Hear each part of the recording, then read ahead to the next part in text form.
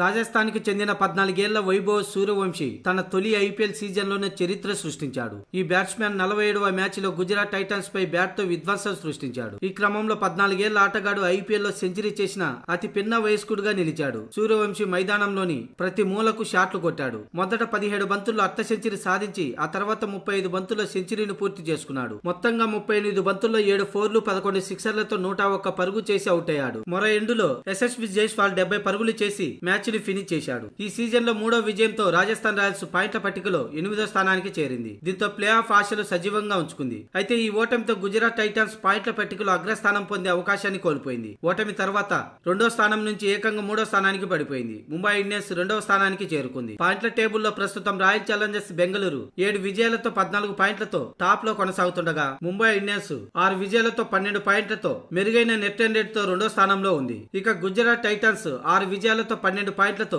ముంబై కంటే net run rate తక్కువ కారణంగా 3వ స్థానంలో ఉంది. ఇక ఢిల్లీ క్యాపిటల్స్ సేమ్ 6 విజయాలతో 12 పాయింట్లతో నెట్ రన్ రేట్ తక్కువ కారణంగా 4వ స్థానంలో ఉంది. ఇక ఆ తర్వాత పంజాబ్ 5 విజయాలతో 11 పాయింట్లతో 5వ స్థానంలో, లక్నో సూపర్ జైంట్స్ 10 పాయింట్లతో 6వ స్థానంలో ఉన్నాయి. ఇక కోల్కతా 7 పాయింట్లతో 7వ స్థానంలో, రాజస్థాన్ 6 పాయింట్లతో 8వ స్థానం, సన్ రైజర్స్ హైదరాబాద్ 6 పాయింట్లతో 9వ స్థానంలో ఉన్నాయి. ఇక చెన్నై చివరి స్థానంలో అట్టడుగున ఉంది.